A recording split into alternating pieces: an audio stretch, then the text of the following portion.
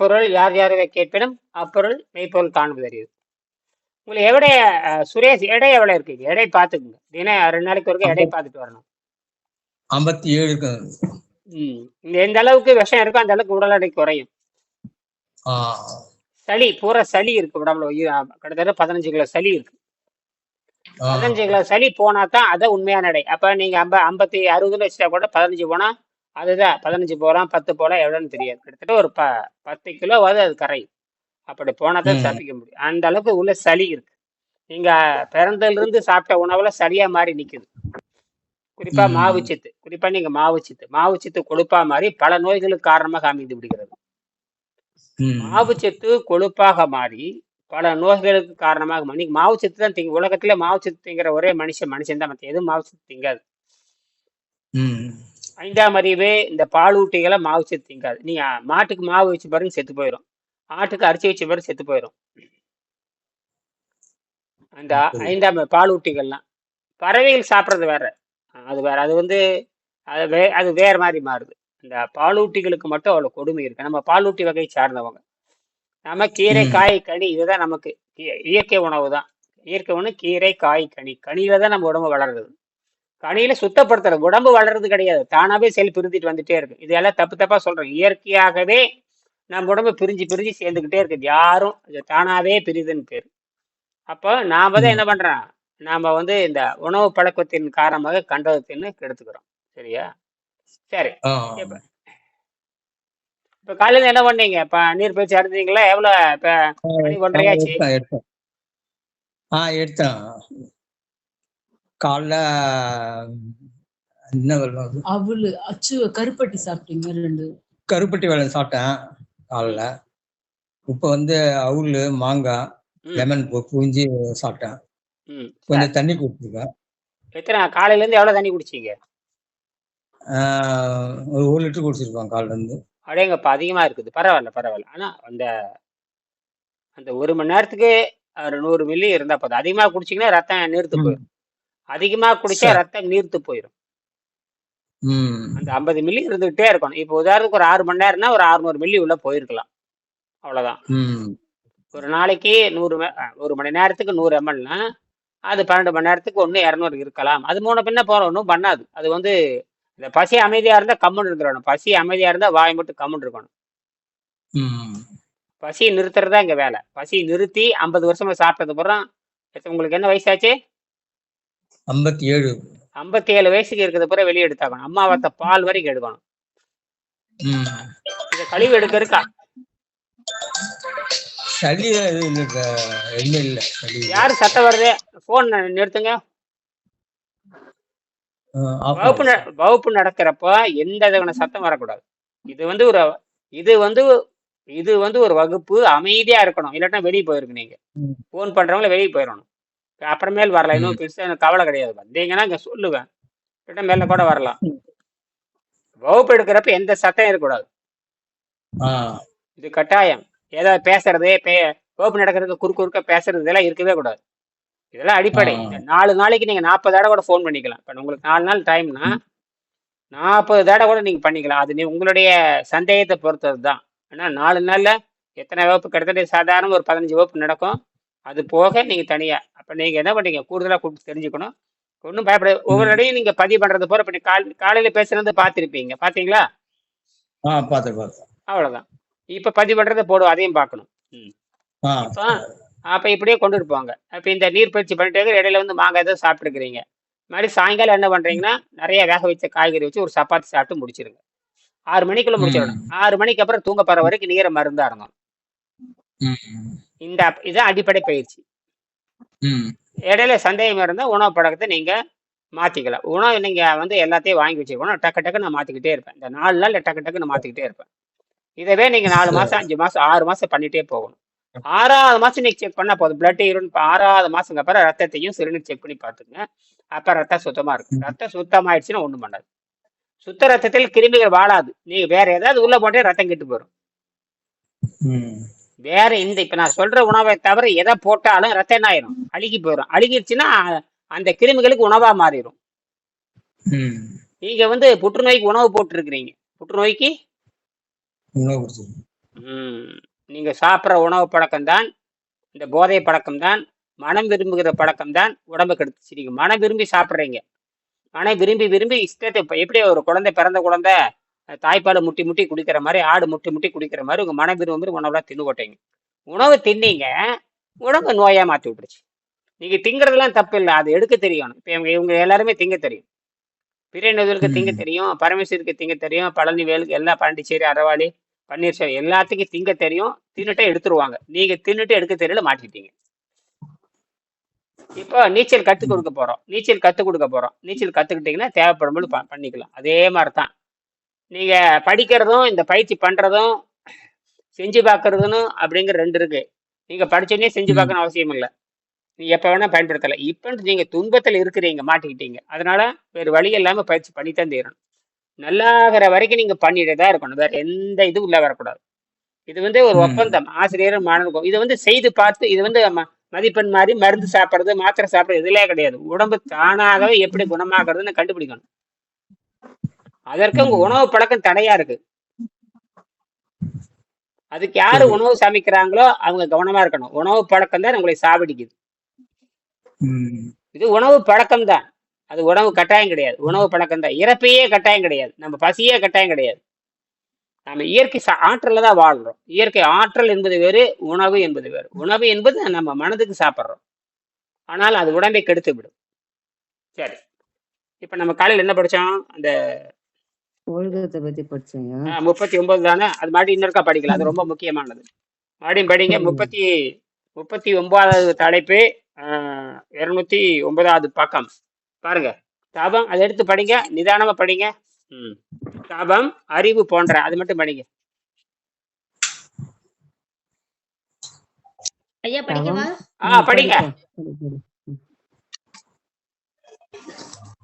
தவம், அறிவு போன்ற அரிய சொற்களும் விளக்கம் டெபினிஷன் கொடுத்து திருவள்ளுவர் ஒழுக்கம் என்ற சொல்லை விளக்கவில்லை.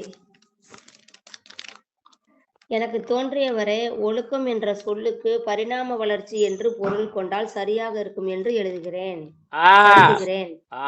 ஒழுக்கம் சொன்னா அது பரிணாம வளர்ச்சி. நமக்கு ஒழுக்கமே கிடையாது. நம்ம கிட்ட நமக்கு ஏதோ உணவு தின்னுட்டு அடுத்தது உணவு என்ன கிடையாது. ஒரு உணவு சாப்பிட்றோம், தின்னுட்டுக்கு மறுபடியும் அடுத்தது இந்த உணவுக்கும் அடுத்த உணவு திங்கிறமே, இது என்ன பண்ணு ஏது பண்ணு எதுவும் கிடையாது. அப்படியே போட்டே இருக்க வேண்டியதுதான், குப்பை மாதிரி. எந்த விலங்குமே, எந்த சராசரி எந்த விலங்குமே ஒரு இறைச்சி சாப்பிட்ற விலங்கு எடுத்துக்கங்க. குறிப்பாக இந்த நாய் மாதிரி இருக்கிற நாய், இந்த கிழித்து, அதாவது பல்லு கூர்மையா இருக்கிற மாதிரி சிங்கம், புலி, பூனை இதெல்லாம் கொலை செஞ்சு சாப்பிட்றது. அடுத்த உடலை கொலை செஞ்சு சாப்பிட்றது. அந்த கொலை செஞ்சு சாப்பிட்ற இது பார்த்தீங்கன்னா, ஒரு தின்னு போடுச்சுன்னு வச்சுக்கோங்க, ஏதாவது ஒன்று திங்குது. ஒரு உதாரணத்துக்கு ஒரு புலி மான் அடிச்சு கொள்ளுது. மான் 50 கிலோ 60 கிலோ இருக்கும். ஆனால் அதை திங்கிறது பார்த்தீங்கன்னா ஒரு 20-25 கிலோ தின்னுடும். வயிறு பூரா நப்ப அப்படியே என்னமோ புளி முட்டை பஞ்சு முட்டை நப்பிட்டு அப்புறம் அவ்வளோதான் நிறைஞ்சிரு. அப்படியே படுத்துதுன்னா ஒரு வாரத்துக்கு எந்திரிக்காது. அப்போ ஒரு வாரத்துக்கு எந்திரிக்காதுன்னா ஒரு வாரத்துக்கு அது என்ன பண்ண போறதில்ல. அதே போதையா அதுக்கு ஒரு வாரத்துக்கு. அந்த ஒரு வாரத்துக்கு அது என்ன பண்றது இல்ல. ஒரு தின்னுடுச்சுன்னா அவ்வளவுதான், எந்திரிக்கிறது 8 நாள் ஆகும். அப்ப 8 நாள் வரைக்கும் அது என்ன பண்றது இல்ல, அந்த மாதிரி நீங்க இருக்கிறீங்களான்னு கேக்குறேன். இல்லையா? அப்ப 8 நாளுக்குள்ள 80 தடவை தின்றுறீங்க. 8 நாளைக்குள்ள 80 தடவை தின்றுறீங்க. அப்ப என்னாச்சு? அப்ப இப்படித்தான் குட்டிச்சவரா போக வேண்டியது. இப்ப இந்த உணவுங்கிற ஆற்றல் தான். நீங்க உணவு மனிதனுக்கு மட்டும்தான் பொருந்தும், விலங்கத்துக்கு பொருந்தாது. நல்லா புரிஞ்சுக்குங்க. நான் விலங்கு உதாரணம் சொல்றேன் தவிர இதெல்லாம் முன்னேறி கொண்டிருக்கிற மனிதனுக்கு பொருந்தாது. மனிதன் வந்து இயற்கை ஆற்றலை வாழ்றவன் இயற்கையை சாகணுங்கிறது தான். இங்க உணவு தின்னு செயற்கை சாகக்கூடாது. இவ்வளவு விளக்கம் சொல்ல வேண்டியது இருக்குது. சரி, அடுத்தது. சரி, இதன்படி அதிகாரம் 14 ஒழுக்கம் உடைமையில் உள்ள முதல் 9 குறளுக்கும் பொருள் ஒத்து வருகிறது. நீங்க பாத்தீங்கன்னா ஒழுக்கத்தினுடைய சிறப்பை மட்டும் வள்ளுவர் சொல்லுவார். ஒழுக்கத்தினுடைய சிறப்பு பார்த்தீங்கன்னா கிட்ட வந்து இந்த புத்தகம் இருக்குது, திருக்குறள் புத்தகம் இருக்குது. இது மூலம் மட்டும்தான் இருக்கும், பொருள் இருக்காது. மூலம் மட்டும்தான் இருக்கும். மூலத்தை தான் படிக்கணும். அதுல பாத்தீங்கன்னா இந்த ஒழுக்கத்தினுடைய சிறப்பை சொல்லுவார். ஆனால் ஒழுக்கம் என்னன்னு சொல்லவே மாட்டார். அதுதான் அங்க இந்த வள்ளுவருக்கு இருக்கிற அந்த நுட்பமான அறிவு. அந்த ஒழுக்கம் என்னங்கிறத வேறொரு தலைப்புல சொல்லுவார். அப்படின்னா திருக்குறள் நீங்க வந்து படிச்சுக்கிட்டே இருக்கணும். 133 தலைப்பையும் இதுல இருந்து அதை மாத்தி மாத்தி மாத்தி ஒரு இடத்துல சொல்றதுக்கு வந்து பதில் வேற இடத்துல சொல்லுவார். 4வது அதிகாரத்துல கேள்வி கேட்டுட்டு அவர் 20வது இடத்துல பதில் சொல்லுவார். 20வது அதிகாரத்துல கேள்வி கேட்டு 35வது வழி சொல்லுவார். இப்படி 133 இடத்துல மாத்தி மாத்தி சொல்வார். இதெல்லாம் கூர்ந்து அறிவா இருந்தா மட்டும்தான் கண்டுபிடிக்க முடியும். உங்களை மாதிரி சாப்பாட்டு ராமனுங்களோடையும் எம்மாதிரி சாப்பாட்டு ராமனோடையும் கண்டுபிடிக்க முடியாது. புரியுதா? முதல்ல சாப்பாட்டு ராமன் அவனுக்கு அறிவே இல்லாதவன்னு அர்த்தம். நல்லா 3 வேளை திங்குறான்னா அவனுக்கு என்ன இல்லைன்னு அர்த்தம்? அறிவே இல்லை. அறிவில்லை. புரிஞ்சுக்கங்க. அறிவு இருந்தா உங்களுக்கு நோய் வருமான்னு கேக்குறேன். என்ன சுரேஷே? வராது வராது. அறிவு இருந்தா உங்களுக்கு என்ன வந்துருக்க கூடாது? நோய் வந்திருக்க. அப்ப அறிவு இல்லைன்னு அர்த்தம் உங்களுக்கு. புரியுதா? உங்களை மாதிரிதான் நானும். சரியா? எல்லாரும் அப்படித்தான்.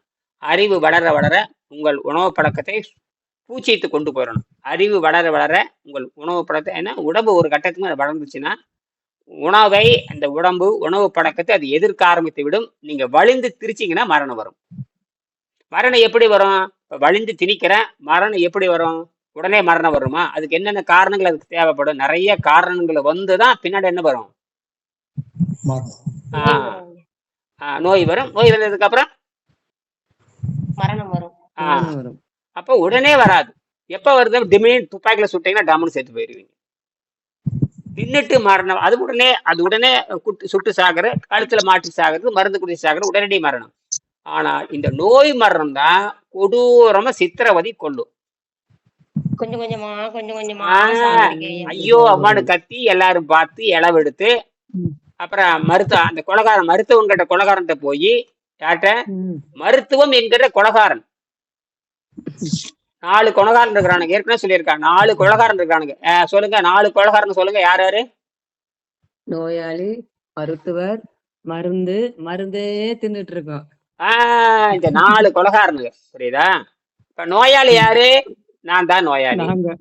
நான் தான். சரி அப்படியே வச்சுக்கோங்க. நீங்க நானுன்னு வச்சுக்கலாம். நோயாளி யாரு? நானு. அப்புறம் நான் மருத்துவர்கிட்ட போறேன், அவன் ஒரு ஏமன். அவன் மருந்து கொடுக்குறான், அவன் ஒரு ஏமன். அப்புறம் மருந்துவே சாவர வரைக்கும் திங்குறாங்கிறான். சாவர வரைக்கும் திங்க சொல்றவன் என்ன வெங்காயம் இருக்கிற என்ன மருத்துவரா இருக்குன்னு கேட்கணும். நீ சாவர வரைக்கும் பள்ளிக்கூடம் போ, 1வது கூட தேர மாட்டேன். எப்படி என்ன அர்த்தம்? அதுக்கு சாவர வரைக்கும் பள்ளிக்கூடம் போ, 1வது கூட தேர மாட்டேன்னா என்ன பொருள்? எதுக்கு அப்புறம் எங்க போகணும்? நீ போனா நீ தேர மாட்டேன்னு சொல்லியாச்சு. அப்படி போறது என்ன? நீ போயிட்டே இருந்தீங்க என்ன அர்த்தம்? உனக்கு அறிவில்லைன்னு அர்த்தம். உனக்கு அறிவில்லை. அந்த படிச்சாலே நீ தேர மாட்டேங்கிற. அப்ப படிப்பு அந்த அறிவே தெரியல. அதாவது நம்ம படித்தால் நமக்கு முன்னேற்றம் தருதான்னு பார்க்கணும். படிச்சா சரி. இப்ப அவர் இது செலவு பண்ணியிருக்காரு, அவரு இந்த மருத்துவத்துக்கு செலவு பண்ணியிருக்காரு. சரி, இதுக்கு வந்து ஆரோக்கியம் வருமா? இதனுடைய கால நீட்சி வருமா? இதுக்கு நீண்ட காலம் பயன்படுமா அப்படின்னு பார்க்கணும். அப்படின்னா நீங்க தான் 100 ஆண்டுக்கு இது கத்துக்கணும். 100 ஆண்டுக்கு இதை செஞ்சுட்டே போக வேண்டியது. 100 ஆண்டுக்கு நீங்க அரைங்குறையமா சுத்தம் பண்ணிட்டு வந்தாவே போதும், உங்களுக்கு நோயெல்லாம் போயிடும். உங்களுக்கு எங்கெங்க வழி இருக்குது அந்த வழியெல்லாம் பாருங்க. இதை என்ன பண்றீங்கன்னா ஒரு சுரேஷ் ஒரு 100 பக்கம் புத்தகத்தில் எழுதி வச்சுக்கணும். 100 பக்கம் ஒரு குறிப்பேடு, ஒரு டைரியோ ஒரு நோட்டா இருந்ததுன்னா இந்த 180 நாள் என்ன நடந்து நீங்க எழுதி வச்சுக்கணும். எல்லாரும் எழுதிட்டு இருக்கணும். பண்ணுங்க. அவருக்கு சொல்றதுனால எல்லாம் எழுதா விட்டீங்கன்னா மாட்டிக்குவீங்க. திடீர்னு கேட்பேன், எங்க எடுத்து காட்டினா காட்டணும். இப்ப எத்தனை நாள்? இப்ப 35 நாள் செஞ்சிருக்கேன். 35 நாள் குறிப்பா அந்த புத்தகத்தில் இருக்கணும். அந்த கேட்க போறோம். நாளை கேட்பேன். எல்லாரும் எழுதி இருக்கணும். ஏதாவது பொழுதுபோக்கா மறந்துட்டேன்னு சொல்லக்கூடாது. எல்லாரும் எழுதியிருக்கணும். இல்லாட்டி படப்படம் எழுதிருங்க. நான் ஏற்கனவே சொல்லியிருக்கேன் 6 மாசத்துக்கான குறிப்பு இருக்கணும். 180 நாள் என்ன பண்ண எழுதி இருக்கணும். திடீர்னு கேட்பேன்னு சொல்லியிருக்கேன். திடீர்னு ஒரு நாளைக்கு எடுத்துட்டு வான்னு சொல்லிடுவேன். அப்ப சிக்கிக்காதீங்க, மாட்டிக்காதீங்க. அப்புறம் கடிச்சிருவேன். அப்புறம் அதோட வகுப்புல இருந்து தூக்கிடுவேன். உங்களை பத்தி எனக்கு கவலையே கிடையாது. ஏன்னா நீங்க மருத்துவர் ஆகிறதுக்கான எல்லா வேலையும் என்ன சொல்லி கொடுத்துருவேன். நீங்க செய்யறது உங்க வேலை தான். நான் கேட்டேன்னா அது அப்பதான் நீங்க உண்மையான விழிப்புணர்வோட இருக்கிறீங்களான்னு அர்த்தம். அது பன்னீர்செல்வமா இருந்தா எழுதியிருக்கணும். யாரா இருந்தாலும் சரி, அறிவாளி ஒட்டு எல்லாருமே இதுதான் பொது விதி. உடனே எழுத ஆரம்பிச்சிருது. எப்ப கேட்டாலும் இன்னைக்கு காட்டியோட பாருங்க, இன்னைக்கு தேதி போட்டிருக்கேன், இதை மாதிரி நீங்க போட்டிருக்கேன். 2 வரி 3 வரி நடந்தது, இது சாப்பிட்டேன், போனேன், 3 நாள் வகுப்புக்கு வரல, வந்தது எழுதுங்க, வகுப்புக்கு வந்தேன் வரல, எல்லாமே பதிவு இருக்கட்டும். இதை விட உங்களுக்கு என்ன வேலை? இதற்குன்னு தினம் நீங்க 1/2 மணி நேரம் ஒதுக்கியே தீரணும். ஒதுக்குனாத்தான் நீங்க உங்களை கவனிக்கிறீங்கன்னு அர்த்தம். உங்களை நீங்கள் கவனிக்கல அப்படின்னா எதுக்குன்னு அர்த்தம். சரி, நிறைவு செய்ய போறேன். ரைட். 2வது அதிகாரம் 14வது ஒழுக்கம் உடைமையில் உள்ள முதல் 9 குறள்பாக்களுக்கும் பொருள் ஒத்து வருகிறது. 10வது குறள் உலகத்தோடு ஒட்ட ஒழுகல் பலகற்றும் கல்லார் அறிவில்லார் என்று குறளுக்கு பலகற்றும் உலகத்தோடு ஒட்ட ஒழுகல் கல்லார் அறிவில்லாதார் என்று வரிசைப்படுத்தி கருத்தை உலகத்தோடு ஒட்ட ஒழுகல் கற்றுக்கொள்ளுங்கள் என்று மட்டுமே வள்ளுவர் கூறுவதை நாம் கொள்ள வேண்டி இருக்கிறது. அதாவது என்னன்னா, உலகத்தோடு ஒட்ட ஒழுகல் பல கற்றும் கல்லார் அறிவிலார் என்னது அர்த்தம் கேட்டீங்கன்னா, உலகத்தோடு ஒத்து போக வேண்டும். இல்லைனா எவ்வளவுதான் படிச்சிருந்தாலும் அதற்கு பயன் இல்லை என்று நாம் வரிசைப்படுத்திக் கொள்ள வேண்டும். நீங்க உலகத்தோடு ஒட்ட ஒழுகல் பொதுவாக பார்த்தீங்கன்னா, உலகத்தோடு ஒட்ட ஒழுகல் உலகத்தோடு ஒத்து போறது. அப்படி உலகத்தோடு ஒத்து போகலைன்னா நீங்க படிச்சிருந்தும் பயனில்லைன்னு சொல்ற மாதிரி லேசான பொருளா இருக்குது. ஆக அப்ப பல கற்றும் நீங்கள் உலகத்தோடு போகலினா நீங்க அறிவியல் அர்த்தம். எந்த உலகம்ங்கிறது அடுத்த கேள்வி. அப்ப ஊரோடு ஒத்துப்போன்னு சொல்றான் இல்லையா, எந்த ஊரோடு ஒத்து போறதுன்னு பேரு. இப்ப ஊரோடு ஒத்துப்போ, நண்பர்களோடு ஒத்துப்போனா இப்ப நண்பர் எப்ப ஏற்பட்டவனா இருக்கணும்? இப்ப நண்பர்களோடு ஒத்துப்போ, குடும்பத்தோடு ஒத்துப்போ, கணவனோடு ஒத்துப்போனா இப்ப கணவன் எப்படிப்பட்டவனா இருக்கணும்? கணவன் குடிகாரனா ஒத்து போயிருவியா? நல்லவனா இருக்கணும். அப்புறம் மனைவி ஊதாரியா இருந்தா, கணவன் ஊதாரியா இருந்தா ஒத்து போக முடியாது. அதே மாதிரி மனைவி ஊதாரியா இருந்தா ஒத்து போக முடியாது. புரியுதா? அப்ப எத்தனை பேர் தெளிவா இருக்கணும் பாருங்க. கணவன் மனைவி ஒழுக்கமா இருக்கணும். யாருக்காக? கணவன் மணி ஏன் கூட்டா இணைஞ்சிருக்கணும்? இப்ப கணவன் மணி கூட்டா இங்க இணைஞ்சிருக்கணும்னா எதற்காக கணவன் மணி கூட்டா இறங்கிருக்கணும்? திருமணம் தண்ணி அந்த குழந்தை எத்தனை வயசு வர்றீங்க? குறைஞ்சபட்சம் 25 வயசு வளர வரைக்கும். ஏன்னா உங்களுக்கு எப்படி ஒரு சேர்த்து வச்சாங்க ஆணும் பெண் நீங்க சேர்ந்தீங்களோ அதே மாதிரி அவங்க சேர்ற வரைக்கும் நீங்க ஒழுங்கா இருக்கணும். அதுக்கப்புறம் அகத்தூய்மை பண்ணி காட்டுல உட்காந்து தவம் பண்ணி உயர பிரிச்சுட்டு போயிட்டே இருக்கணும். இதுதான் நடக்கும். இதுதான் இயற்கை. யாரும் மாத்த முடியாது, எவனாலையும் மாத்த முடியாது. வேணும்னா இப்பவே 5 சென்ட் வாங்கி வச்சுக்கோங்க. இப்பவே வசதி இருந்தா 5 சென்ட் வாங்கிட்டு ஒரு குழந்தைகள் பெருசாயிருச்சா திருமணம் பண்ணிட்டா நேரம் அங்க போயிடணும். காசு வெங்காயம் சுடுகாடு எதற்கும் ஆகாது. வச்சுட்டு அப்படி திருப்பி பார்த்துட்டே இருக்க வேண்டியதுதான். அப்புறம் அவ்வளவுதான். கீழே அது படிங்க. இதன்படி அதிகாரம் 14 ஒழுக்கமுடைமையில் அது நீங்க நல்லா புரிஞ்சுக்கணும். அதாவது இந்த ஒழுக்கமுடைமை, இந்த ஒழுக்க கீழே 10வது குறள் உலகத்தோடு ஒட்ட ஒழுகல்னா எந்த உலகத்தோடு ஒத்து போறதுன்னா அப்பதான் நீங்க புரிஞ்சுக்கணும். அந்த உலகத்தை நீங்க தான் தேர்ந்தெடுக்கணும். இப்ப வள்ளுவர் அப்படிதான் சொல்றாரு ஒழுக்கமுடைமைன்னு சொல்லி போட்டு ஒழுக்கத்தின் சிறப்பெல்லாம் சொல்லிடுவாரு. ஆனால் எந்த உலகம் என்று சொல்லாமல் எப்படி சொல்றாரு தெரியுமா? நிறைய படிச்சிருந்தாலும் நல்ல அறிவு இருந்தாலும் உலகத்தோடு ஒத்து போக வேணுங்கிற அந்த கேள்வி என்ன வரணும்? அப்ப உலகத்தோடு ஒத்து போனா எந்த உலகம்னு கேள்வி கேட்கணும். என்ன கேட்கணும்? ஊரோடு ஒத்து போனா ஊருக்கு பூரா மொல்ல மாதிரி முடிச்சவகையா இருப்பான். அப்ப எந்த ஊரோட ஒத்து போடுதுன்னா அப்ப அதற்கான சிறந்த ஊர், பண்புள்ள ஊர், ஒழுக்கமுள்ள ஊர் நீங்க தான் முடிவு பண்ணணும். புரியுதா? சரி. இதைத்தான் நீங்க புரிஞ்சுக்கணும். அப்பதான் சொல்றாரு பண்புடையார். அப்ப அங்கதான் பண்புடையார் ஒழுக்கத்தை உலகிற்கு கற்பிப்பதற்காக உலகத்தோடு ஒட்ட ஒழுகல் கற்றிருக்க வேண்டும். என்ன தெரியுமா? இந்த மேல்நிலையில் இருக்கிறான் பாருங்க, இந்த பண்புடையார் ஒருத்தர் இருக்கான் பாருங்க, அவன் என்ன பண்ணிருப்பான் தெரியுமா? அந்த பண்புடையார் மேல்நிலையில் இருக்கிற அந்த அறிவாளி என்ன பண்றான்? அவன் புரிஞ்சுக்கிட்டு அடடா இந்த மாதிரி மக்கள் முட்டாள் மாதிரி இருக்கிறாங்களே, அவங்களுக்காக கொஞ்சம் கீழே இறங்கி வந்து அவர்களுக்காக சொல்லி கொடுக்க வந்திருக்கிறார்கள். அப்படித்தான் திருவள்ளுவர் இந்த தவறான உலகத்திலிருந்து விலகி போய் ஒரு மேன்மையான நிலைக்கு போறாரு.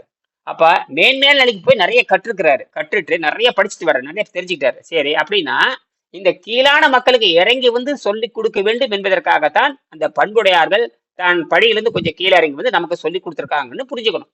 அதே மாதிரி நீங்க என்ன பண்றீங்கன்னா உங்க அறிவு வைத்துக் கொண்டு பண்புடையாரை சார்ந்து போகணும். நீ பண்புடையார மாதிரி நான் ஒழுக்கத்தை கத்துக்கிட்டீங்கன்னா கொஞ்சம் இறங்கி வந்து யாருக்காக இறங்கி வரணும்? இந்த இத்து போனவனுக்கு கொஞ்சம் இறங்கி வரணும். யாருக்கு? இத்து போன இல்லாட்டா நான் மட்டும் வாய் மட்டும் போல. இந்த பணம் உங்களுக்கு கொடுக்குற காசு எனக்கு பயன்பட போறது இல்லை. அது எதுக்கு? காகித பணம். பூமியிலே கொடுத்தாலும் வேற இந்த காகித பணம் எனக்கு தைரியமா இருக்கும். இந்த காகித பணம் மட்டும் எங்க வேணா போலாம் வரலாம். அப்ப அந்த தைரியத்துக்கு காகித பணம் வாங்கி வச்சிருக்கிறேன். இது எதுக்கும் ஆக போறது இல்லை. அப்படியே தான் இருக்கு இந்த காகித பணம். அப்படியே வைக்கல, அப்படியே கடந்துகிட்டே இருக்கு. ஏதாவது ஆராய்ச்சிக்கு பயன்படுத்தல, அப்படியே எதுக்கும் ஆகாது. ஆனா எல்லாம் நான் வாங்கி வச்சுட்டு எல்லாமே இதுக்கு முன்னாடியே வாங்கி வச்சுட்டு கிட்டத்தட்ட காட்டுக்கு போய் உட்கார நிலைக்கு உட்கார்ந்துட்டு இருக்கேன். அதனால எல்லாம் பண்ணி வச்சுட்டேன். யாரும் என்னை பத்தி கவலைப்பட மாட்டாங்க. அதனால எனக்கு எந்த கவலையும் கிடையாது. சரியா? இப்ப இருக்கிற காசெல்லாம் சும்மா தான் யாருக்கு கொடுக்க போறதும் இல்லை. கொடுத்தால இப்ப நான் ஒரு ஆளுக்கு ஒரு 10,000 கொடுத்தேன். நான் நேரம் எங்க போவேன் தெரியுமா? ஒரு ஆளுக்கு போய் 10,000 கொடுக்குறேன். அவன் என்ன பண்ணுவான் தெரியுமா? எங்க போவான்? சாராய கடைக்கு, ஹோட்டலுக்கு. அதைத்தான் செய்வான். வேற எதையும் செய்ய மாட்டேன். முதல்ல அங்கதான் போவேன். திங்கற கடைக்கு தான் போவேன். இங்கதான் நாசமா போக ஒரு புத்தகம் வாங்கலாம். அதெல்லாம் எதுவும் செய்ய மாட்டேன். அதுதான் அந்த மந்த புத்தி. அதனால அந்த அந்த அதாவது உழைத்து பொருள் ஈட்டுறவனுக்கு தான் உழைத்து பொருள் ஈட்டுகின்ற பொருள் அதுதான் உண்மையா நிற்கும்.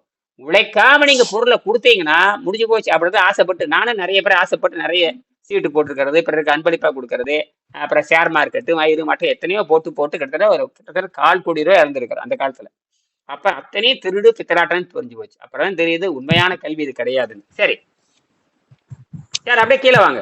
பண்புடையார் ஒழுக்கத்தை இது அப்படியே படிங்க. பண்புடையார் நல்ல தெளிவா படிக்கணும், அப்பதான் புரிந்து கொள்ள முடியும். அதாவது நாம முட்டாளா இருக்கோன்னு வச்சுக்கோங்க, அப்ப நம்ம வந்து அறிவாளி ஆகிற கூட்டத்துக்கு நம்ம போகணும். முட்டாளா இருக்கிறோம், அப்ப அறிவாளி ஆகிற கூட்டத்துக்கு நம்ம போகணும்னா, இப்ப நீங்க நோய் இல்லாம இருக்கிறீங்க, நோயோட இருக்கிறீங்க. இப்ப நோயோட இருக்கும்போது இப்ப இப்படி புரிஞ்சுக்குங்க, நீங்க எல்லாரும் நோயோட இருக்கிறாங்க, அப்ப நீங்க நோயாளியே மாறுவீங்களா? இல்லையா? ஆஸ்பத்திரிக்கு போறீங்க, அத்தனை பேர் இரும்பி கிடக்குறேன், நீங்க என்ன பண்றீங்க? ஆஸ்பத்திரியோட ஒத்து போஞ்சுட்டு நீங்களும் அவங்களை திங்கரெல்லாம் தின்னு போட்டு லோக்குள்ள இரும்பி சாவீங்களான்னு கேட்கறேன். இப்படிதான் நீங்க கேட்கணும். இப்படி எல்லாம் கேள்வி கேட்டாதான் என்ன ஆகும்? அறிவு வரும். உலகத்தோட ஒட்டு போகணும். அப்ப கம்பவுண்டர் இருக்காரு பாரு பாண்டிச்சேரியில, அவர் வந்து அவர் ட்ரெஸ்ஸர், அவர் என்ன பண்றாரு? திருக்குறளோட பொருள் எடுத்துட்டு வரவள நோயாளியா இருக்கிற நாமளும் நோயாளியா மாறலாம், அவங்களாம் அப்படி போனா என்ன ஆகும்? அப்ப திருக்குறளுக்கு பொருளே தெரிஞ்சு தப்பா போயிரு இல்ல. அப்ப ஆரோக்கியமே இருக்கிறவங்க கூட்டத்துல போய் சேருன்னு அர்த்தம். அது பேரு அதான் உலகத்தோடு ஒட்ட ஒழுகல்னா மேன்மை தங்கிய உலகத்தோடு ஒத்து போகணும்னு அர்த்தம். அதனால திருவள்ளுவர் என்ன பண்ணாருன்னா, முதல்ல ஒழுக்கத்தின் சிறப்பை சொல்லிட்டு கீழே இந்த நல்ல உலகத்தோடு ஒத்து போன அர்த்தம். கீழே படிங்க பார்க்கல யாராவது. பண்புடையார் ஒழுக்கத்தை உலகத்திற்கு கற்பிப்பதற்காக கீழே படிங்க. பண்புடையார் ஒழுக்கத்தை உலகிற்கு கற்பிப்பதற்காக உலகத்தோடு ஒட்ட ஒழுகல் கற்றிருக்க வேண்டும் என்பதே திருவள்ளுவரின் கருத்தாக நாம் எண்ண வேண்டி உள்ளது. பண்புடையார் உலகிற்கு ஒழுக்கத்தை கற்பிப்பதற்காக தன் நிலையிலிருந்து இறங்கி வந்து உலகின் வாழ்ந்ததற்கு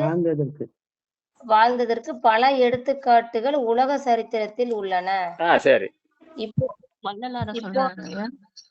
சரி, அப்படி கூட வச்சுக்கோங்க, வள்ளலாரையும் வச்சுக்கலாம். சரி, எல்லாத்தையும் வச்சுக்கோங்க. இந்த மாதிரி அறிவாளிகளையும் மற்றவங்களுக்கு சொல்லி தர்றதுக்காக இறங்கி வந்து உங்களுக்கு சொல்லி கொடுத்துட்டு போயிருக்காங்க. நீங்க அது கப்புன்னு புடிச்சுக்கணும். அது கப்புன்னு புடிச்சுக்கணும், அவங்க குற்றம் இல்லை. பார்த்தாங்க, பள்ளிக்கூடம் முடிஞ்சதா, சொல்லி கொடுத்தாச்சா, மணி அடிச்சாச்சா, வாத்தியார் வெளியே கிளம்பி போயிடுவார். நீங்க என்ன பண்ணுவேன்? பேபேன்னு முடிச்சுட்டு அங்கே உட்காந்துருக்க வேண்டியதுதான். இப்போ ஆசிரியர் என்ன சொன்னாரோ அதை போய் ஒழுங்கா பயிற்சி பண்ணி நீ அவருக்கு பின்னாடி ஆசிரியரா வரணுங்கிறதான். வந்தாரு, சொன்னாரு, சென்றாரு, போயிட்டாரு. அவர் யாரை பத்தி கவலையே படலையே. அவரை பத்தி கவலையே படலையே. ஏன் கவலைப்படலை? அவர் கவலைப்படுறது அந்த 52 வருஷம் கவலைப்பட்டிருப்பாரு. ஒரு 10, 12, 13 வருஷத்துல இருந்து அப்படி ஆரம்பிச்சிருப்பாரு. அப்படியே பார்த்துருப்பாரு. எல்லாரும் ஊரெல்லாம் சுத்திட்டாரு. எல்லா ஊரும் நாடு கோடு கோயில் அதெல்லாம் அப்பெல்லாம் என்ன இருக்கு? ஒரு 150 வருஷம் என்ன இருக்கும்போது வெறும் காடு தான் இருக்கும். அங்க எங்க மக்கள் இருப்பாங்க, அவ்வளவுதான். பின்ன என்ன லட்சக்கணக்கில் இருக்க போறான்? அவனுங்களே சாராயத்தை குடிச்சு அப்பவே ஆடிட்டு இருந்தானுங்க. எல்லாம் சாராயம் குடிக்கிறது, வெறியாட்டம் போடுறது, ஏதோ ஒரு சிலை வச்சுக்கிட்டு ஆட்டம் போடுறது, ஆடு வெட்டி திங்கிறது, எல்லாம் அந்த காலத்துல இருந்துட்டு இருக்காரு. அதெல்லாம் எதிர்த்து பேசியிருக்காரு, ஒன்றும் நடக்கல. சரியா? சரி, இப்போது நாம் ஒடுக்கம் என்பதை பரிணாம வளர்ச்சி என்று எடுத்துக்கொண்டு ஆராய வேண்டும். உலகில் பிறக்கும் ஒவ்வொரு மனித குழந்தையும் கீழ்கண்ட 5 நிலைமைகளை தாண்ட வேண்டும். இதுதான் ஒவ்வொன்றா நம்ம புரிய வேணும்.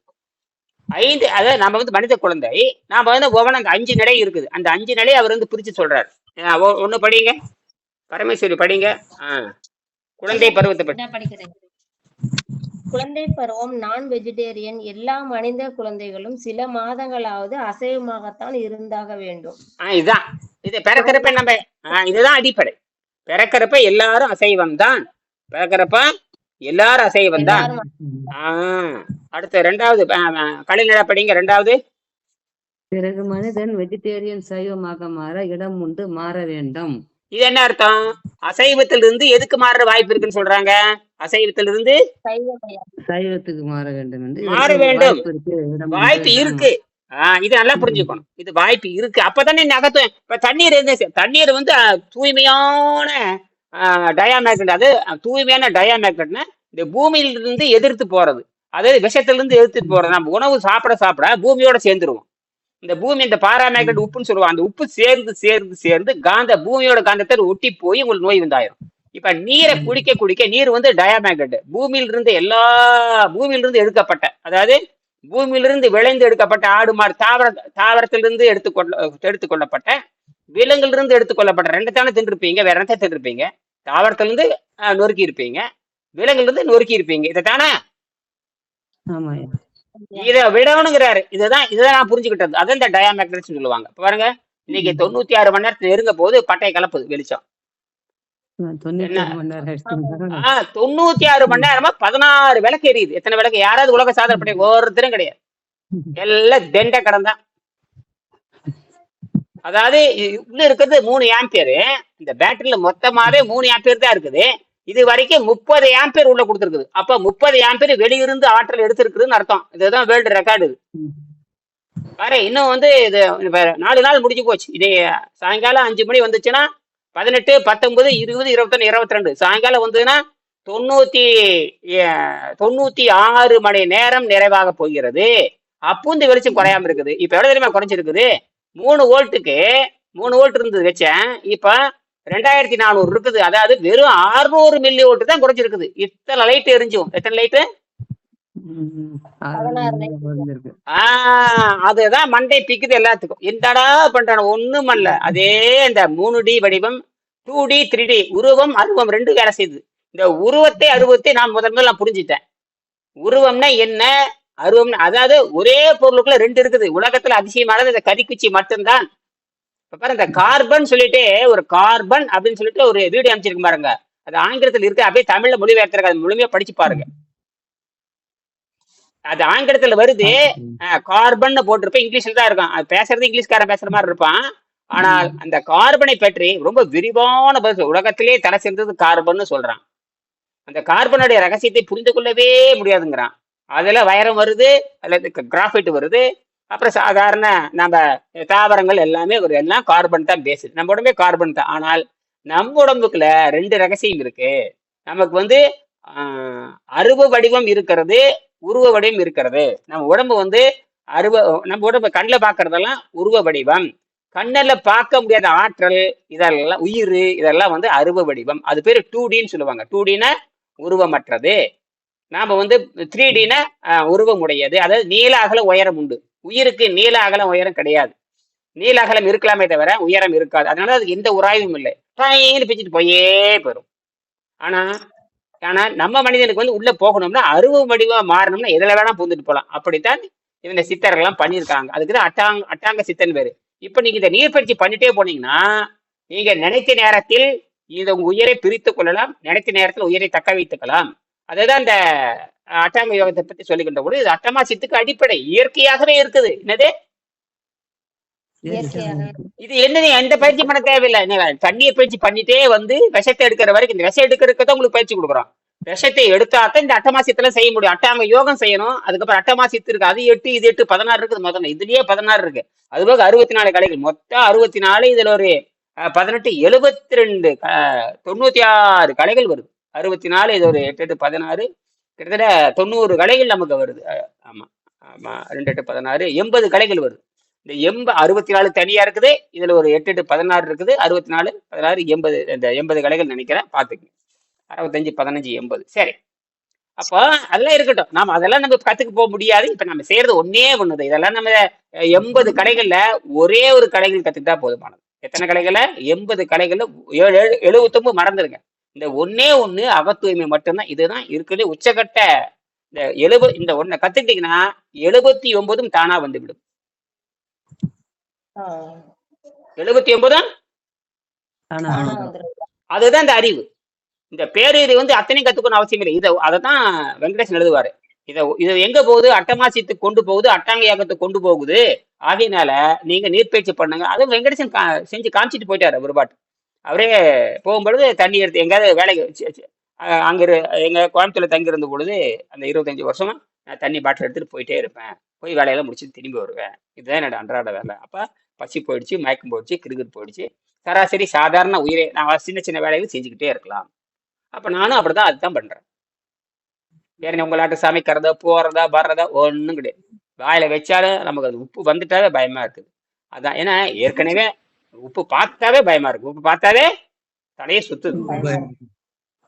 இன்னைக்கு கடையில என்னமோ பழையதா தண்டு வச்சிருந்தாங்க. தண்டெல்லாம் சரிதான். அந்த தண்டுக்கு என்ன போட்டிருக்கு? உப்பு போட்டிருக்கா. ஓரமா வேண்ட வாயில வச்சு சுருன்னு ஏறுது மேல. உப்புன்னா அவ்வளவு டேஞ்சரா இருக்கு. உப்புனா ஏன்னா உப்பு வந்து சோடியம் குளோரைடு உலகத்திலேயே ஒஸ்ட் பாய்சனர் தான். பாருங்க உப்பு போட்டு பாருங்க, எந்த பூச்சி புழு எதுவே வராது. ஏன்னா அதுக்கு தெரியும் தின்னா செத்து போரும் தெரியும். சரி, எந்த விலங்காவது போய் கடல் தண்ணி குடிக்குதான்னு பாருங்க. எந்த விலங்காவது காக்கா நரி ஏதாவது கடல் தண்ணி குடிக்குதா? நாமளும் குடிக்கிறோமா? இல்ல. ஏன்னா அவ்வளவு கொடூர விஷம் அது. என்னது கொடூர விஷம். கடல் தண்ணி குடிக்கிறதா இருந்தா உலகத்துல பஞ்சமே இருக்காது. கடல் தண்ணி குடிக்கிறதா இருந்தா உலகத்துல இப்ப புரியுதா? அதான் அவையார் சொல்லுவாரு. அவையார் அதுக்கு ஒரு பாட்டு எழுதியிருப்பாரு, அற்புதமான பாட்டு பாடியிருப்பாரு. மிக பெரிய கடலப்பா, அது வந்து குடிக்கவே முடியாது. ஆனா பக்கத்தால சின்ன ஊற்று இருக்கும், அந்த தண்ணி குடிக்கலாம் பாரு. சின்ன ஊற்று, ஆனா அவ்வளோ பெரிய கடல், எதையும் என்ன பயன்படுத்த முடியாது. அப்படின்னா செல்வம் இருந்தும் பிறருக்கு பயன்படுற மாதிரி இல்ல. ஆனால் இங்கே குறைந்த சில சின்ன அளவுக்கு தான் இந்த பொருள் இருக்கு, அதை நம்ம பயன்படுத்த முடியுதுன்னு சொல்றாரு. அது கடல் பெரிது உன்னீரும் ஆகாது அதனருகே, கடல் பெரிது உன்னீரும் ஆகாது அதனருகே சிற்றூரல் உன்னீரும் ஆகிவிடும்னு ஒரு பாடல் எழுதுவார். அவ்வளோ பெரிய கடல் இருக்குது, உண்ணுவதற்கு பயன் இல்லை. ஆனா பக்கத்தால சின்ன தோண்டி எடுப்பாங்க, கடற்கரையில பார்த்து சின்ன தோண்டி எடுப்பாங்க, அந்த லேயர்ல பார்த்து தண்ணி சுத்தமா இருக்கு குடிக்கலாம். இதை நம்ம கடற்கரையில பார்க்கலாம் அப்படின்னு இதுல இருந்து தெரிஞ்சுக்குங்க. அப்போ எவ்வளவு பெரிய இதா இருந்தாலும் அது பயன்பாடு இல்லை. இது வந்து அவையார் எழுதுவார், இது திருமூலரும் எழுதுவார், நிறைய எழுதுவாங்க எல்லாமே. இது இப்படித்தான் இயற்கை நடப்புகளைத்தான் நம்ம சொல்ல முடியும். அப்போ இது யாருக்கும் பத்தியம் பட்டினி கிடையாது. என்ன சுரேஷே, இது பத்தியம் பட்டினி கிடையாது. நீங்க பாட்டுக்கு சுத்தப்படுத்திட்டே வர வேண்டியதுதான். என்னது இது பத்தியம், இது பட்டினி, அதை திங்குன்னு அப்படிலாம் எதுவும் கிடையாது. நீங்க சைவமா இருந்து சுத்தப்படுத்திட்டே வர வேண்டியதுதான். தண்ணீரை விட்டுறவே கூடாது. தண்ணீர் குடிச்சிட்டே வர வர வர வர தண்ணீர் அளவா தான் குடிக்கணும். அதிகமா போச்சுன்னா நுரையீரல் கெட்டு போயிடும், அதிகமா போச்சுன்னா ரத்தம் கெட்டு போயிடும், அப்புறம் கைகால் நடுக்க வந்துடும். ஓய்வுலதான் இருக்கணும். அந்த உடம்பு குறைய ஆரம்பிச்சு உடம்பு வஜ்ரமா மாறி அப்படி சிக்குன்னு அமுக்கிறப்ப உள்ளுக்கிற கட்டில பிதிக்கிட்டு வெளியே வரும். கட்டியெல்லாம் பிதிக்கி சளியிலேயே போயிடும். சளி நிறைய இருக்குல்ல உங்களுக்கு, இல்லையா? சளி இப்ப நிறைய இருக்குது, சளி நிறைய இருக்கு. அந்த சளி பூரா எடுக்கணும். அது 15 கிலோ சளி இருக்கு, சரியா? சரி, இப்ப 2வது பாயிண்ட் படிங்க. 2வது படிச்சுட்டோமா? 3வது யார் படிக்கிறீங்க? நீர் உணவு முறை. 3வது யார் படிக்கிறீங்க? படிங்க. நீர் உணவு முறை உடல் தேவையான அளவு வளர்ந்த பின் தக்க பயிற்சியின் மூலம் நீர் உணவு முறைக்கு வர வேண்டும். அதாவது நீர் உணவு முறை நீர் உடல் தேவையான அளவுக்கு வளர்ந்த பின், இது இயற்கையாக ஒரு அது 15-16 வயசுல வச்சுக்கலாமே, வளர்ந்த பின். இப்ப நீங்க எல்லாரும் குழந்தைகள் தான். இப்ப என்ன சுத்தப்படுத்துகின்ற பொழுது ஒரு கட்டத்துல போய் கழிவுகளை நின்றுட்டு இந்த உண்மையான எடை வரும். அதாவது உண்மையான எடையை கண்டுபிடிச்சிட்டீங்கன்னா வேலை முடிஞ்சு போச்சு. அதற்கப்புறம் நீங்க எந்த சுத்தப்படுத்தும் தேவையில்லை, ஒண்ணும் தேவையில்லை. காற்றுலயே இந்த சுவாசத்திலே அது இயங்க ஆரம்பிச்சிடும். காத்து அந்த உடம்பு காந்தமா மாறிடும். என்ன காந்தம்? டயாமேக்னட், அதாவது பூமியை எதிர்க்கின்ற காந்தமா மாறிடும். பூமியை அந்த காந்தமா உடலை மாறுது. அந்த மாறுறதுதான் விஷயம். அப்படி வள்ளலாருக்கும் வர, யாரு பழனிசாமிக்கு வரும், பரமேஸ்வரிக்கு வரும், பிறைக்கும் வரும், கடைக்கும் வரும், பாண்டிச்சேரிக்கு வரும், பன்னீர் செல்வத்துக்கு வரும், சுரேஷுக்கு வரும். இந்த நோய்கையில ஒண்ணும் கிடையாது. உள்ளே இருக்கிற அந்த நோயை பத்தி பயப்படாதீங்க, நோயே கிடையாது. ஏன்னா நீங்க தின்னது ரத்தம் கெட்டு போச்சு. தின்னு அது சளியா மாறி விஷமா மாறி நிக்குது. சளி விஷத்தை கரைக்க உடல், இப்ப வந்து உங்களுக்கு உயிர் இருக்குது, உடல் இருக்குது, உடம்பு இயங்க மாட்டேங்குது. அது காரணம் உள்ளே இருக்கிற சளியும் நச்சுத்தன்மை சேர்ந்து பல நோய்களாக காட்டுகிறது. பல தாவர உணவுகளும் சளி உண்டு பண்ணும், அப்புறம் வந்து அசைவ உணவுகளும் சளியை உண்டு பண்ணும். எல்லா பொருளுமே ரத்தத்தை கெடுக்கும் என்று புரிந்து கொள்ள வேண்டும். எல்லா பொருளையும் ரத்தத்தை கெடுக்கும். நல்ல மண்டையில் ஏற்றிக்கணும். அது அரைகுறையை செஞ்சுட்டு வாங்க, புரியுதா? எல்லாத்தையும் நார் சத்து தான் எடுத்துக்க போறோம். நார் சத்து தான் என்ன பண்ணும்? விஷத்தை சளி இழுத்து வெளியே கொண்டு வரும். சளியும் நச்சுத்தன்மை இழுத்து கொண்டு வரும். எதுக்கு 5 மணி நேரம் 6 மணி நேரம் பயிற்சி கொடுக்குறோம்னா, நீங்க 50 வருஷமா சாப்பிட்டதுக்கு அப்புறம் நாக்குல வந்து படியும். அதுல வந்து பழைய ஓல்டு மெடிசின் வரும், பழைய மருந்து, மாவு சத்து, கொழுப்பு சத்து, பழைய அப்புறம் வந்து steroid, antibody, antiseptic, antivirus, chemotherapy, புரலங்க தெரபி, கீமோதெரபி, அந்த தெரபி, இந்த எல்லா விஷம் வந்து நாக்குல வந்து படிச்சுக்கிட்டே இருக்கும். அதுக்குத்தான் என்ன பண்றான்? நீர் பயிற்சி கொடுத்து உணவு பழக்கத்தை தற்காலிகமா தடுத்து நிறுத்துறான். உணவு பழக்கத்தை 6 மணி நேரம் தடுத்து நிறுத்துறான், 12 மணி நேரம் தடுத்து நிறுத்துறான். நோபல் பரிசு வாங்கின விஞ்ஞானியே 16 மணி நேரம் தடுத்து நிறுத்த சொல்றான். நீ அப்படி தடுத்து நிறுத்தினேன்னு தப்பிச்சுக்கலாங்கிறான். ஆனா எவனும் செய்ய மாட்டான். எந்திரிச்சே காப்பி ஊத்திட்டு தான் போவான். காப்பி ஊத்துறாம நீ நரகத்துக்கு போறேன்னு அர்த்தம். இந்த நரகத்துக்கு சாவுங்கிற நரகத்துக்கு போற. நீ நல்லவரா இருக்கலாம், பணக்காரனா இருக்கலாம், உலகத்துக்கு அப்படி தானம் பண்ணலாம், 1000 பேருக்கு சோறு போடலாம், 1000 பேருக்கு படிப்பு வைக்கலாம். அவனா அதெல்லாம் ஆகாது. உடம்பு வேறு, உன்னுடைய பயிற்சி வேறு, உடல் வேறு, உன்ற குணம் வேறு. புரியுதா? நீ திருடனா கூட இருக்கலாம், முள்ள மாதிரியே கூட இருக்கலாம், ஆனா உடம்பு வேறு. உடம்பு சுத்தம் பண்ணிட்டீங்கன்னா உன்னோட பண்பே மாறும். திருடெல்லாம் வந்து திருடனா ஒழுக்கமுள்ள. நான் கூட இந்த வீரப்பன் வந்து அப்ப இருக்கிறப்போ இந்த புத்தகத்தை நான் 2 காப்பி அனுப்பிச்சிருக்கேன் வீரப்பனுக்கு. அவன் படிக்கவே தெரியல, அவனுக்கு படிச்சிருந்தா அவன் மனுஷனா மாறி இருப்பான். அது மட்டும் வீரப்பனை சுட்டு கொண்டா பாருங்க. அவன் பேரு அந்த அந்த எஸ்ஐக்கு அவன் பேரு என்னமோ பேரு விஜயகுமார் நினைக்கிறான், இப்ப ரிட்டையர்ட் கூட ஆயிட்டான். அவனுக்கு இந்த காப்பி நான் அனுப்பிச்சு வச்சு இங்க வந்து வாங்கிட்டே போனானுங்க, படிங்கடா அப்படின்னு. ஏன்னா வீரப்பங்கிட்ட இந்த புத்தகம் இருந்திருக்குது அப்போ. ஆனா அவனுக்கு படிக்கிறதுக்கு இதை தேடும் பொழுது இந்த புத்தகம் உணவுல முறவனுக்கு அவன் பேக்ல இருந்திருக்குது. எங்க இருந்து யாரு பேக்ல இருந்திருக்குது? வீரப்பனுடைய பையில இருந்திருக்கு இந்த புத்தகம். ஏன்னா அவன் எல்லாத்தையும் பயந்து ஓடிட்டே இருக்கான், சுத்தி வந்துகிட்டே இருக்காங்க. அப்ப இந்த உணவு இல்லாம கடையை கத்துக்கிட்டு தப்பிக்கிறக்கா வாங்கி யாரை கொண்டு கொடுத்துருக்காங்க, அவன்கிட்ட இருந்திருக்கு. அதை வந்து தேடிட்டு இந்த புத்தகம் கிட்ட வாங்கிட்டு போனானுங்க. எப்ப நான் 20 வருஷத்துக்கு முன்னாடி இது நடந்தது. சரி, அதை பார்த்தா பிரபாகரனுக்கோட அப்ப போர் நடந்துட்டு இருக்குது. அப்ப இது அனுப்பிச்சு வச்சு எப்படியே படிங்கடா அப்படின்னு. யாரு படிக்க போறேன்? சோறுனா ஓடுற, சோறுனா சுகம்ங்கிறான். சோறுனா சோறு கண்டாடமே சுகம்ங்கிறான். அதை பிச்சைக்காரன் பாருங்க, சோறு கண்டாடமே சுகம்ங்கிறான். அப்புறம் என்ன பண்ற தொழிலுது? அப்புறம் சோறு தின்னா இப்ப சாக வேண்டிய. சுகம் வந்ததுனால பின்னாடி என்ன வரும்? நரகம் வரும். சுகம் எங்க சுகத்தை அனுபவிக்கிறீங்களோ பின்னாடி என்ன வரும்? நீங்க சுகத்தை நீங்க கொண்டு வந்துருவீங்க, நோய் உங்களை கேட்காம என்ன வந்துடும்? அந்த எச்சரிக்கை இருக்கணும். அந்த எச்சரிக்கை இருந்ததுன்னா ஜென்மத்தையே நோட மாட்டீங்க, சமையல் கட்டுக்கு போக மாட்டீங்க. சமையலை பார்த்தாவே திருப்பிடணும். சமையலுங்கிறது மனித உடலுக்கு எதிரானது, மனப்பழக்கத்துக்கு எதிரானது, உங்களுடைய முன்னேற்றத்துக்கு தடையா இருக்குது. அதே நேரத்துல நீங்கள் புலன்களுக்கு வேலை கொடுக்க நினைச்சீங்கன்னா நீங்கள் எந்த மெய் வாய் கண் மூக்கு செவி அனைத்துக்கும் வேலை கொடுக்கலாம். வேலை கொடுத்துட்டு அதில் ஏற்படுகின்ற பிரச்சனைகளை தூய்மைப்படுத்த வேண்டுங்கிறது தான் இந்த நம்மளுடைய வேலை. அப்ப இதுதான் பகுத்தறிவு. நம்ம ஆசைப்பட்டவன் அனுபவிச்சுதான் தீரணும். அது எதுவா இருந்தாலும் சரி, அது ஆம்பளையா இருந்தாலும் பொம்பளையா இருந்தாலும் அதெல்லாம் விதிவிலக்கே கிடையாது. ஆனால் தூய்மை செய்கின்ற பொழுது அந்த பண்ணிய தவறுகளை மீண்டும் சுத்தம் செய்து தூய்மை செய்து பழையவிட 7ஆம் நிலைக்கு போயிடணும். அப்ப நீங்க தான் இந்த கால நேரத்தை நீங்க தான் நீட்டிக்கணும், குறுக்கிக்கணும். இதுதான் அடிப்படை. புரியுதா? சரி. 4வது காற்றிலேயே வாழுகின்ற முறை திருமூலர் கூறியுள்ள பிராணாயாமம் முறை. பிராணாயாம காற்றில் வாழுகின்ற நிலையை அடைய முடியும். அதாவது திருமூலர் சொல்லக்கூடிய பிராணாயாமம் தெரியுமா? இன்னொன்னு நல்லா புரிஞ்சுக்குங்க. மூச்சு பயிற்சி பண்றது ஒரு வகையான பயிற்சி முறை. சுவாசத்திலே வாழ்ற மாதிரி, அதுதான் இந்த சுவாசத்திலே இயற்கையாகவே வாழ்றது. இப்போ நல்ல நோயாளி நுரையிலே விரிஞ்சு சுருக்க மாட்டேன், காற்று பயிற்சி பண்ண முடியாது. அவனை உடம்ப கரைச்சி எடுத்ததுக்கு அப்புறம் அந்த நுரையில இருக்கிற சளியெல்லாம் போன. இப்ப பாருங்க, நீங்க கலைநிலை இப்ப நீங்க மூச்சு பயிற்சி பண்ண நல்லா நிக்கும் பாருங்க. அந்த எவ்வளவு தொண்டையில சளி இருந்தது, இப்ப எங்க போச்சு அந்த சளியெல்லாம்? அந்த சளி குறைஞ்சோடனே உங்களுக்கு 50 விழுக்காடு நோய் நல்லா ஆயிடுச்சே இல்லையா? வாயில தான் அப்படியே வாய் திறந்தாலே சளிதானே வந்துட்டு. இப்ப எங்க போச்சு இந்த 30 நாளா 40 நாளா? இன்னைக்கு எப்படி மதியானம் கொஞ்சம் நடந்தீங்களா? கொஞ்சம் வெயில் வர கொஞ்சம் நடக்கிற மாதிரி நல்லா இருக்குமே, கொஞ்சம் சுறுசுறுப்பா இருக்கிற மாதிரி இருக்குமே வெயில் வந்தா. சரிங்க ஐயா, கொஞ்சம் கொஞ்சமா நிக்கிறேன். முயற்சி பண்ணு. சரி, நிறைவு செய்ய போறேன். சரி, பாருங்க, உறுதியான தவ வலிமை பெற்றவர்கள் 5வது செய்தி நிறைவு செய்ய போறேன், வகுப்பு நிறைவு செய்ய போறேன். உறுதியான தவ வலிமை பெற்றவர்கள் காற்றையும் மறுத்து சுவாசத்தை நிறுத்துற. இப்படித்தான் யாரு பண்ணியிருக்காங்கன்னு கேட்டீங்கன்னா இயேசுநாதர் பண்ணியிருக்காரு. அவர் கொலை செய்யறதுக்கு ஏத்திட்டானுங்க. எங்க ஏத்திட்டானுங்க? அந்த சிலுவையில ஏத்திட்டானுங்க. பக்கத்தால 2 அவனுக்கு திருடனுங்க, அவனுக்கு ஏத்தியாச்சு. இவர் என்ன பண்ணிருக்காருன்னா காற்றை மறுத்து உள்ள நிறுத்திட்டாரு. அப்பவே செத்து போன மாதிரி கீழே இருக்கவங்களுக்கு தெரிஞ்சு வச்சு செத்து போயிட்டாருன்னு சொல்லிட்டு கழட்டி கீழே போட்டானுங்க. அந்த 2 பேர் இருக்கான் பாருங்க, அவனுக்கு இதெல்லாம் தெரியாதனால தொங்கிட்டே இருந்திருக்கானுங்க. அப்ப அந்த குறிப்பிட்ட நாள்ல அவன் சாகலினா வலுக்கட்டாயம் அடிச்சு சாகுங்கிறது சட்டம். அதாவது சிலுவையில போட்டு இப்ப 3 நாள் அவன் சாகலின்னு வச்சுக்கோங்க, அவனை கீழே இறக்கி அடின்னு அடிச்சு காலை முறிச்சு கையை முறிச்சு என்ன அடிக்கிறது? செயற்கையா அவனை சாகடிச்சுதான் எதுல போடணும்? கல்லறையில போடணுங்கிறது விதி. ஆனா இவர் என்ன பண்ணிட்டாருன்னா அந்த சுவாச பயிற்சி உள்ள நிறுத்தணும்னு கீழே இருந்து பாக்குறவங்களுக்கு ஒரு செத்து போயிட்டாருன்னு முடிவு பண்ணிட்டானுங்க. டக்குன்னு கழட்டி கீழே போட்டானுங்க, கட்டி அப்படின்னு ஒரு கதை இருக்குது. ஆனா அந்த 2 பேரும் திருடானுங்க. அவனுக்கு உயிரே போகல, கொஞ்சம் தான் இவர் இருக்குது. அப்போ உயிர் போய் அடிச்சு கொள்ளணுங்கிறது விதி. அடிச்சு காலை கை முடிச்சு சாப்பிடிச்சானுங்க. ஆனால் இவர் என்ன பண்ணிட்டாரு? மூச்சு பயிற்சியை கொண்டு அப்ப அந்த ஞாயிற்றுக்கிழமை நாள் வருதா கொண்டு கடல்ல ஓரத்தில் வச்சு போயிட்டானுங்க. ஓரத்தில் வச்சானுங்களா உள்ள வச்சா நமக்கு தெரியாது.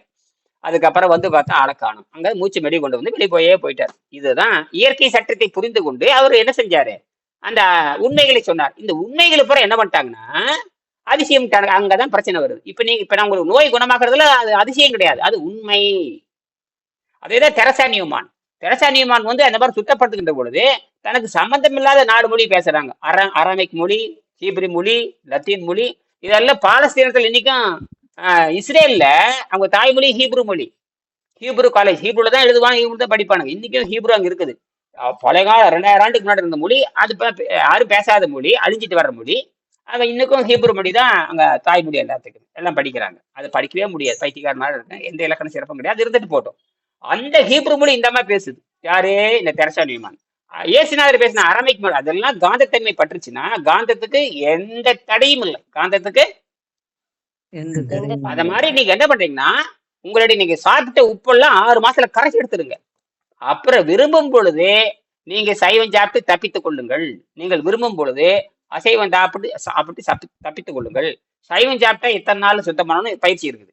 அசைவம் சாப்பிட்டா எத்தனை நாள் சுத்தம் பண்ணணும் பயிற்சி இருக்கு. அப்ப அசைவம் சாப்பிட்டும் நீங்க சுத்தம் பண்ணி கொள்ளலாம், சைவம் சாப்பிட்டும் மீண்டும் இரவு பேசுவோம். நன்றி, வணக்கம். நன்றி ஐயா. நன்றி ஐயா.